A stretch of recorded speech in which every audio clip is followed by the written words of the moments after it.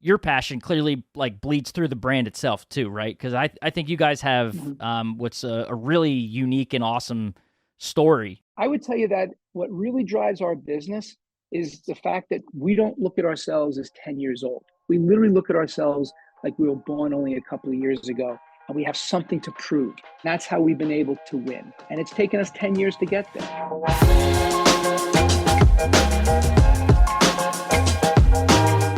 Welcome into the Independent Thinking Podcast. This is your host, Rob Stott.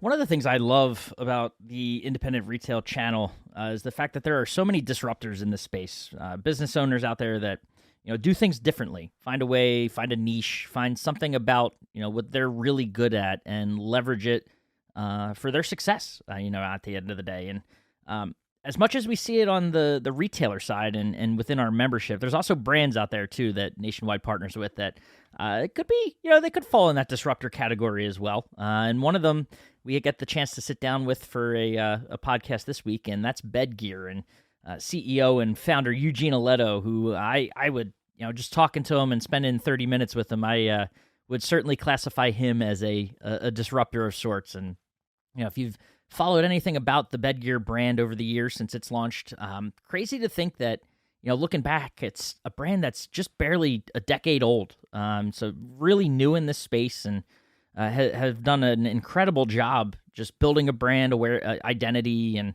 kind of how they go to market, and carving themselves out a niche in this space, in the mattress and bedding space that is unique in their own. And they've leveraged it in a way that's resulted in tremendous growth as a brand. And we've seen it in so many ways, in them popping up in our member stores to just all across the industry, and something to be obviously really proud of for them, but also kind of cool for us to be aligned with. So to be able to sit down with him and pick his brain and see how they're going about building a business as a bedding product is something we couldn't pass up, and just appreciate him taking that time. So let's dive into it. This is Eugene Alletto, CEO of BEDGEAR, here on the Independent Thinking Podcast.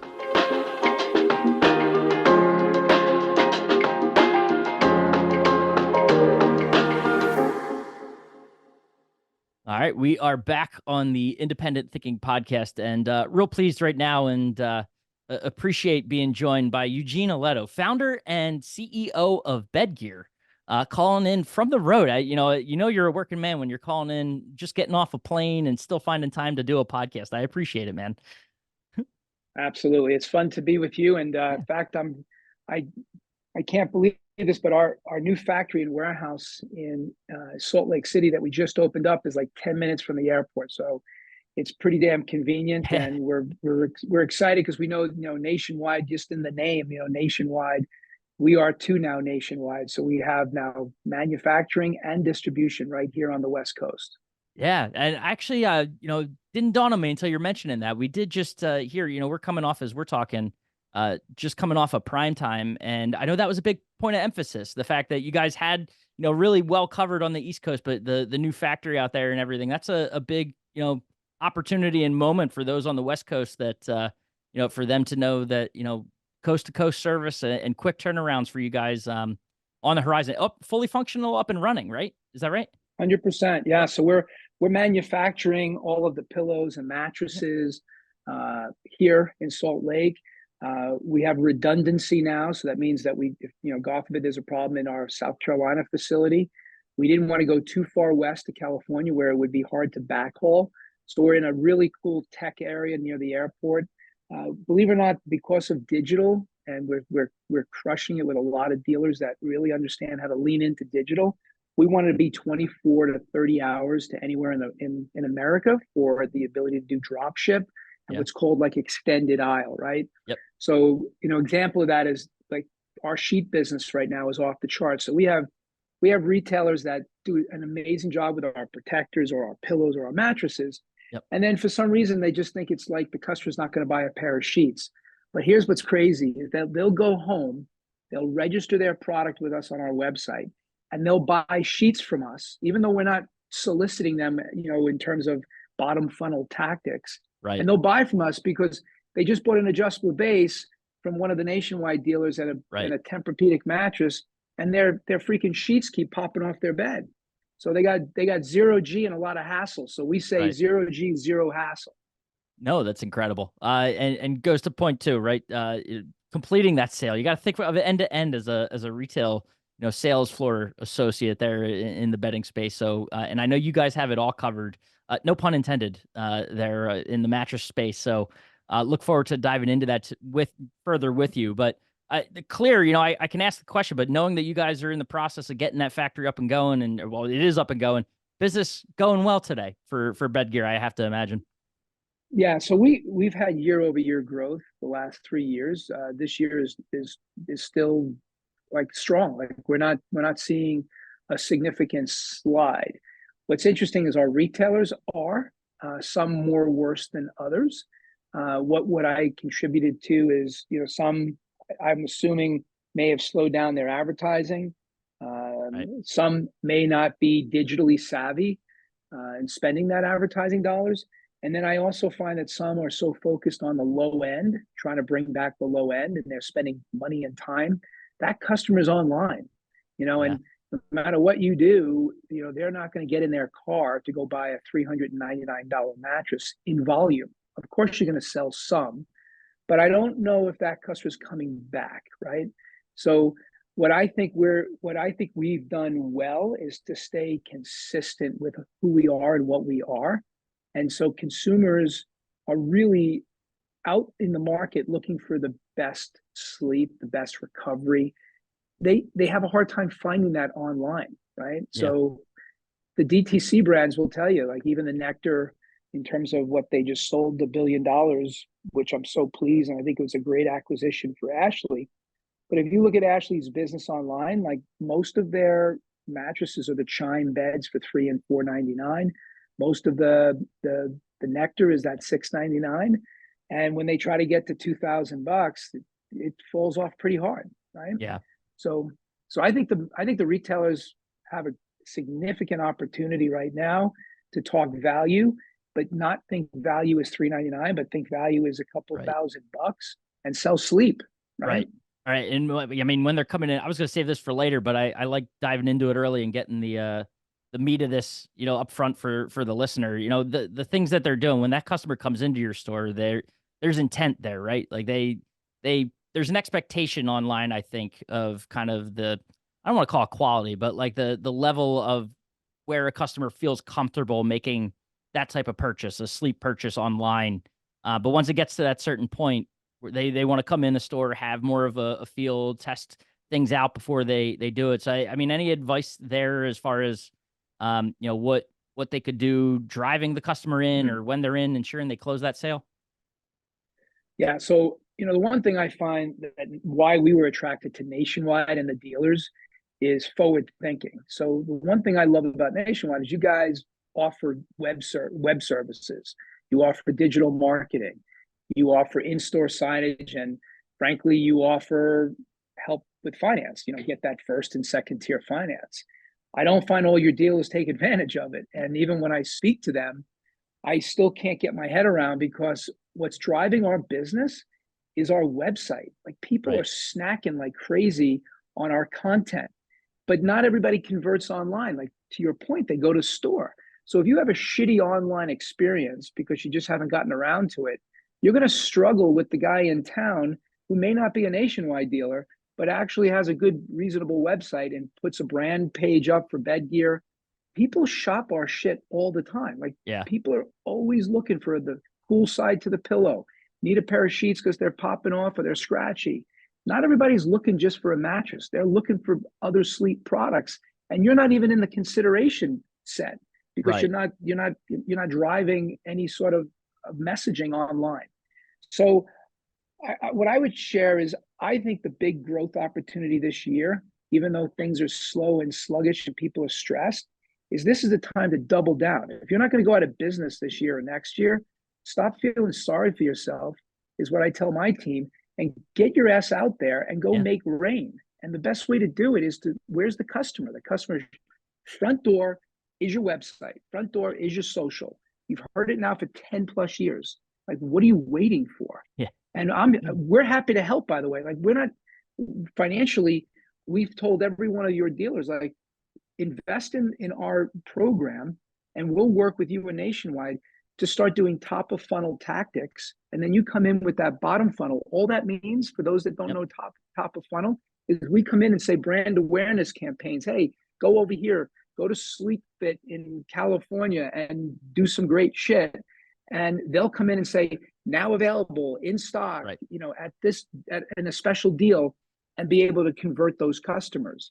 So I just encourage, right? Yeah, that's what I'm encouraging. The point you make there too is that I don't think many of them may not connect the dots on necessarily, is that, I feel like we have, if they were just at primetime, they know whether they liked it or not. We hammered them over the head with digital, right? So we launched this one-shop program that kind of simplified the story Nationwide's trying to tell. But what wasn't necessarily folded into that is that the brands are like BEDGEAR are supporting this as well on your end. So I mean, you mentioned that top of funnel, the awareness for the retailer to know that you have brands out there like BEDGEAR that are pushing customers to your website, and it behooves you to have, they're going to go from that BEDGEAR experience to what you have as an online retailer. And if there's a disconnect there, that's where you're likely to lose customers, right? So I wonder, Totally. what, and you mentioned kind of the way that some retailers are going about it, and having, I'll call it an elevated online experience, but there really isn't, it doesn't need to be overthought either, right? Like, you can really kind of drive yourself crazy with what you think a solid website experience could look like. But from your seat, what are sort of the 1, 2, or 3 important things that online experience should have to make it, an optimized one for that retailer? So look, for those that have bought our product, and for those that have sold or have looked at our product, we sell energy. Mm-hmm. We're not selling sleep. Like, we want you to be more awake and less sleepy, to do the shit that you do when you wake up. That's who we are. Yeah. If I go to your website and you just have some line listed, some crappy photo of a mattress protector at $199, what does that tell the customer? You're not selling the BEDGEAR sizzle, right? So what we've done with Nationwide from a content perspective is that we're willing to invest in their platforms. So either, if they're not doing it through you and they have their own sites, why don't they have a landing page? It's simple. We'll do all the work. We'll serve it up. All you got to do is drop it in to your website. Because the one thing that happens when people are shopping a brand and shopping a look, they want to feel what the brand is about, right? Yep. They want to connect. So the first things that we always tell people is, if you don't want to lose the customer, that you may have the product in the store and they never come in there and they drive to the next town, because the next town may have a retail that's got a particular brand page from BEDGEAR and Tempur-Pedic, as an example. Right. So we say always start with that. Make sure that you're representing the brand appropriately online, so that people can actually start to come and see what you're doing. That's like really important. Yeah. The second thing that we always like to remind people is that you have to align with the in-store piece, because now that if I can do things online and you don't have the right in-store signage that digitizes the experience, and they walk in, and that, I'm just using a mattress protector because it's boring, and it's in some like random package from BEDGEAR sitting on a shelf, and they don't have the same sizzle that got them excited online, you're not gonna, now you have to do like a real add-on pitch, as opposed to a customer saying, I'll take it, right? So that in-store experience with signage and our displays that we make available to the dealers of Nationwide it really needs to be taken advantage of. Don't just say, oh, I'm okay, I just need some pillows and some wee pads, I'm good. Because we have dealers that are selling 108, 110% attachment on protectors, 80, 90% on pillows, 50% on adjustable base sheets. Like, this is real. Our mattresses, we did these split heads. We have dealers that are like, yeah, we're not really sure about split head queen. Like, if you saw how many split head queens we're selling, it's insane. And those tickets, by the way, those average tickets are $6,000 to $8,000 for every one of those mattress sales. And the reason I bring that up is that after you have the online experience and they choose to come to you, if your shit's boring inside the store, you're not. It's still a struggle. And then if you don't have merchandise that's like trending right now, like split head queens, are trending. And right now, when you look at a company like a Sleep Number, who's somewhat vulnerable in the marketplace, why are we not trying to personalize products so that the customers who buy from Sleep Number have an alternative? Not another company. They don't need another air mattress company. But what customers are going there is for personal fit. They want both sides of the beds to be personalized to them. And your dealers have that option with a BEDGEAR, but for whatever reason, they don't look at Sleep Number as competition. But Sleep Right. Number still does a couple of $1 billion in America. Like, what the hell are we doing? Like, we're Right. so stressed out about Tempur-Pedic buying mattress firm, but you still got $1 billion that's in your neighborhood, that all you got to do is like pay attention to it. And so you said how business is. Who cares how business is? What's more important is what are you doing to get the business in, like Yeah. right now, right? No. And So that's what I like to pitch. I love it, and the passion that's obvious about it is something that your passion clearly like bleeds through the brand itself too, right? Because I think you guys have Mhm. what's a really unique and awesome story dating back, not an old brand by any means at all, right? Like still I'd call you almost an infant in this industry, right? So Absolutely. dive into that a little bit about the launching this brand and the story behind it, and because I think that's important for people to know too. Yeah. So we keep right now, our goal is we got to keep our company as a startup, right? And if you think of yourself as a startup, what kind of energy does that really drive? Right. Right? Everybody's always trying to grow, trying to be more profitable. But if you don't act like a startup today, it's hard to get 25 to 30-year-olds to join you. It's hard to have a diverse group of people in the company. It's hard, hard, hard. But what attracts people and customers is a startup mode. Yeah. So I would tell you that what really drives our business is the fact that we don't look at ourselves as 10 years old. We literally look at ourselves like we were born only a couple of years ago, and we have something to prove. So innovation is what we bring to the industry. That's what gave us the right to win at the beginning. And that innovation was done in a few ways. One was in-store experience. Like that was like critical, and unique value proposition for the product. Like if you look at all the stuff that's in the market for pillows, sheets, and protectors, you can buy that shit at Walmart and Target all day long, Yeah. right? There is a very hard place to go buy stuff today that's better product. And by the way, the product doesn't even look differentiated. Right. As an example, as you go to Walmart today, you can buy a cloud pillow from Walmart from from from a company called Tempur-Pedic at Walmart for $69 today, Right. right? Why is that? Because even Walmart realized, even though our channel, which is furniture and bedding, that has salespeople and Yep. advertising, they're going to give that shit away. They're going to give pillows away. They're going to give sheets and protectors away. They're going to struggle to think, oh no, I can't sell a high price point bed gear pillow. But Walmart, what? Why? They have no sale. They have no salesperson. They got no sales process. They put it on a shelf. But the reason is that Bed Bath and Beyond went out. Macy's doesn't have a high end pillow program in their stores.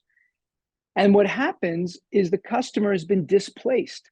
And so they walk into a mattress or bedding shop, and what the bedding shop doesn't realize, and what the salesperson may be afraid is, like, if I add on a pillow or ask for more stuff, the finance may be a problem, the customer may not have the money, you name it. But a Right. lot of times it's not the consumer, it's the way we feel. So I always tell people, stop being stressed about adding on and realize these are bedding essentials. Right. You need this stuff to get a good night's sleep. So what BEDGEAR and our right to win was, we pushed the envelope. We have pillows. Our number one selling pillow was $300 over Christmas. It is still in our top 10. I couldn't get one retailer to buy it. It's called our Night Ice pillow. Right. Now the retailers are buying it. So an example, the Brick in Canada, not a high-end company, Hmm. amazing. They were our first customer in Canada, so we're very loyal to them. We love it. We love them. We have a great deal of other dealers now up in Canada. So the Canadians love our stuff, but they're not a high-end store. Their number one pillow is a $300 pillow. Wow. So do you get the point, right? So Yeah. what's our right to win? We're not going to be afraid of price and value, but what we're going to do is make sure that the consumer sees that by us supporting the channel of distribution, which is high touch. In your, like literally, you walk in, you got a salesperson, Yep. you got a professional that can teach you this.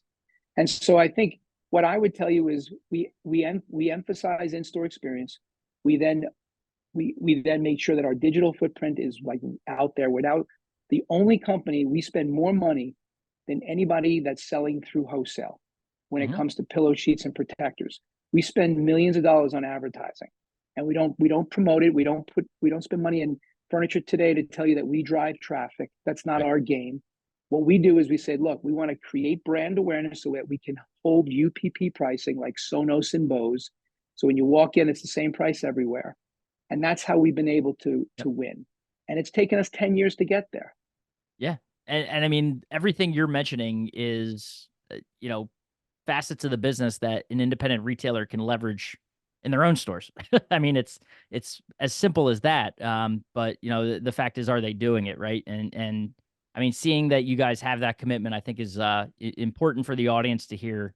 But also shows too that there's more than just them supporting their business. Like they're out there doing what they do, but there are the brands care, and they're gonna, like a BEDGEAR, do what you can to ensure that, like, because you understand, right? You understand that kind of experience, you're not gonna get that high touch experience at a Walmart.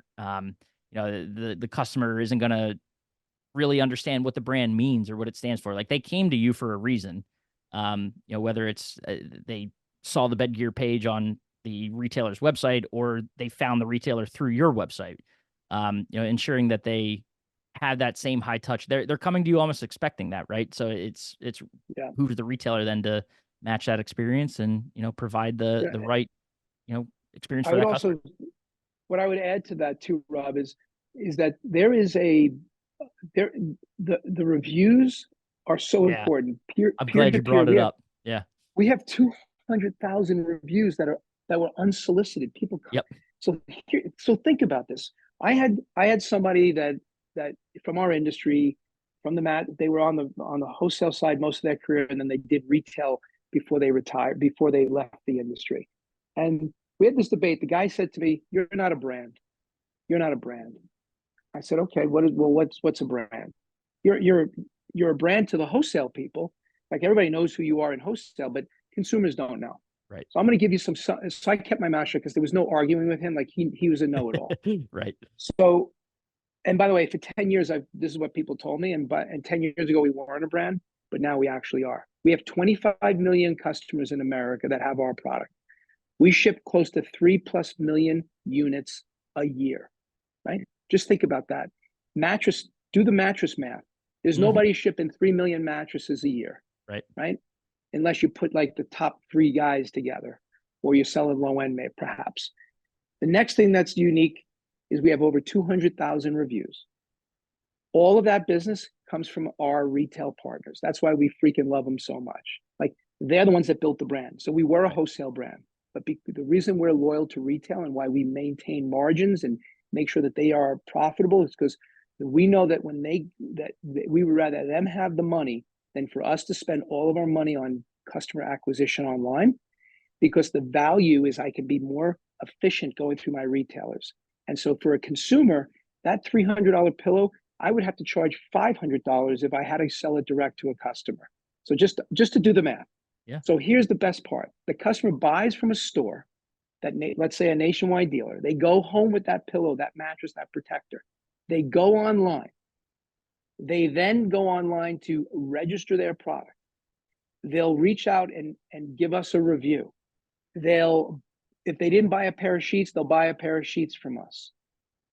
But think about this. The customer left their home, put on a pair of pants, drove to a store, picked up the product, drove it home, and they still decided to go online and interact with us.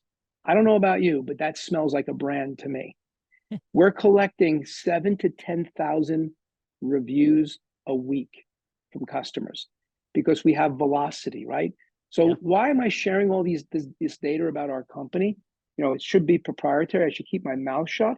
Is because I want desperately for consumers. We're all consumers, and I want our retailers to recognize that if they embrace this type of mindset of being entrepreneurial, being on a startup mode, Stop. Don't listen to people telling you how bad business is. Don't tell them about like, what are you doing right here, right now to install in your digital footprint in your store and the types of products that are going to create excitement.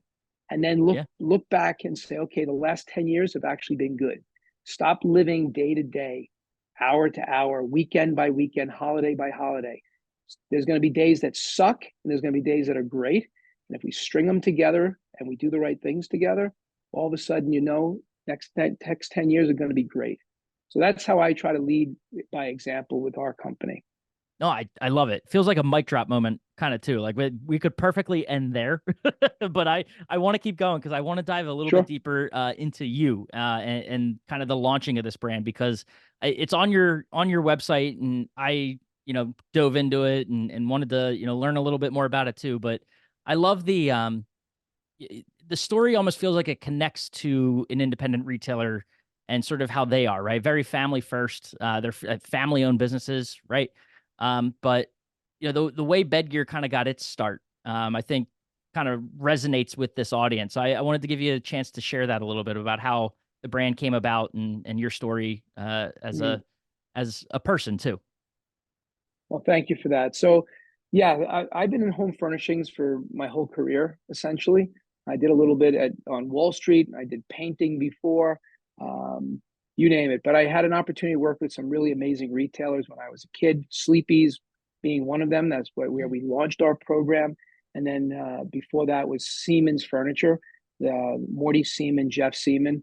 Like, if all you had to do is study the generational way of doing things, like these two retailers, absolute amazing. And what they put out there in terms of personnel, like our industry, and I should add Macy's as well, because Macy's was really, really good at the time in terms of a department store. And if you meet people from these companies, you will see that they're still heavily doing the same things that were learned in these companies over the years. So I had that as so if anybody thinks that you get here on your own and you're full of Yeah. shit, like that was my playing field. That's where I learned to play the game. And I'm really, what I think helped a lot is that I didn't do well in school. I was really, I guess people say I was bored, but I really didn't know how to learn. I'm a visual learner, which I didn't know at the time. And you put me in a classroom and I was distracted and I didn't do well. So I worked a lot, even though I went to school, but I always had a job. I didn't grow up, in a family business. My dad passed away when I was 15. I was the oldest of four. My mom, thank God, was a nurse, was able to go back to work. And the one thing she taught us was never to be a victim. And that's been with me my entire career. So when things get screwed up or they're hard, I don't feel sorry for myself. I'm like, well, that didn't work. Let me move on and try something else. And so I was on this tear in the furniture business, and I kept seeing furniture protection being like the big thing. At the time you used to Yeah. spray it. So I bought a distributorship from Guardian for the Northeast, and then bought a few more of their distribution states and learned the business there. And I tried desperately to get Guardian at the time to really stop pushing just the actual fabric protection and think about the bedding business, because I kept seeing people spraying mattresses with actual Yeah. chemical to protect them. Yeah. And so from there, I watched people bring in like mattress protectors, and they put these stupid warranties, like a piece of little cheesecloth, like terry cloth, saying 10-year warranty, free replacements. And I'm like, this makes no sense. Like, how could you give a 10-year warranty on a piece of fabric that's this small for the next Right. 10 years? If you wash it once, it's going to fall apart. Yeah. And then it kind of just went out of my mind. And then my son, Alec, who's now 26, and he had some allergies. And when we went to the doctor, they're like, hey, he's got dust mite allergies. You got to go to this surgical supply store, throw this thing on a Man. bed. It's basically like a piece of plastic. It'll solve his problem. And they were right. Literally the next day, he didn't have all the nasal issues, but he was literally laying in a pool of sweat. Right. And that's where the dots connected. Like, that moisture would go into his mattress. Potentially dust mites were in there that were like causing him to be disrupted. So I remember this whole mattress protector thing, and I'm like, holy cow, why does nobody like have good stuff to put on a mattress that not only protects the mattress, but provides a service to the consumer. Right. So at that point, I was coaching lacrosse and an assistant up in with skiing, and I noticed all the materials that are being used in athletic. It's obvious to all of us that synthetic fabrics are amazing what you can do with them, with moisture wicking, cooling, and Mhm. all of that. And I went to town. I took a piece of my son's lacrosse pants and I sent it over to a friend of mine in Asia. And we analyzed it and went to Korea and to China and Taiwan to figure out how do we get fabric that's wide enough to put on a mattress? Well, it turns out nobody was doing it. So this is where all of our patents started to come into play. So we were the first company to bring wide width circle knit, a particular Right. denier yarn that wouldn't heat you up, that would actually work and moisture wick and help you sleep better. And we started with mattress protectors. And it just from there, I got into the mattress game and I started seeing how people were laying on mattresses on their Yep. back, on these big, ugly bolster pillows from the vendors. And I'm like, this is crazy. People are laying in the store. Why don't we try to sell them pillows and get them fit at the same time? So instead of them standing up at Bed Bath and Beyond, like looking for a sign from God that this is the right pillow for me. Yep. So we started putting sales processes in place, and Sleepy's went from like hating me to oh, what do I don't want to sell these wee pads. And all of a sudden, when they started to see the customer satisfaction went through the roof, lower return rates on mattresses because they were getting fit for a mattress and a pillow, our business took off. Yeah. And it sounds easy, but it was Right. like years and years of just being around smart people and learning about packages at Rooms to Go and learning how to tell stories at Macy's. And I should not leave out Jordan's Furniture. When I got in the furniture business and had New England and working next to Elliot and ultimately now Josh Tadelman as well, Hmm. like, holy cow, are those people Yeah. smart? Like, and so when you look at our in-store experience and you look at how we tell stories, a lot of that was just learned, just observing how Jordan's Furniture did it. And then the last thing I'll tell you is taking risk for a retailer. There's a guy named Irv Blumkin. If nobody's ever met that guy, he's not very tall, but man, he is so damn strong and dynamic. That guy, if he sees and smells something that's innovative, even with his stores being so big, that guy will stop, drop, and roll and give you an opportunity to try something. And guys like him, people like him, are what makes our universe kind of spin. Yeah. So I would tell you that that's a big company. And if they can figure out how to take BEDGEAR and tell the story because they felt Right. something, I would challenge all of your retailers like, hey, you know something? I'm going to get off my dead ass. I'm not going to listen to all the complaining, and we're gonna really get after this. Yeah, no, it's incredible. You said it. The word that stands out to me there is story. And y'all are telling a fantastic one.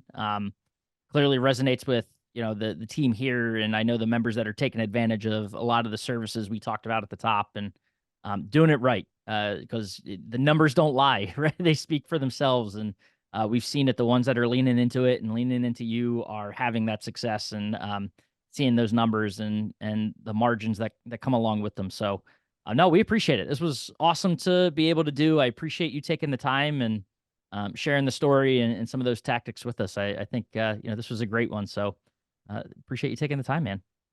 Thank you so much. It was good Yeah. to meet you again. Yep. And everybody out there, let's make this a great year. And thank you all for the support of our team and our company. We're super grateful for you. And enjoy the rest of your day. Awesome. You too.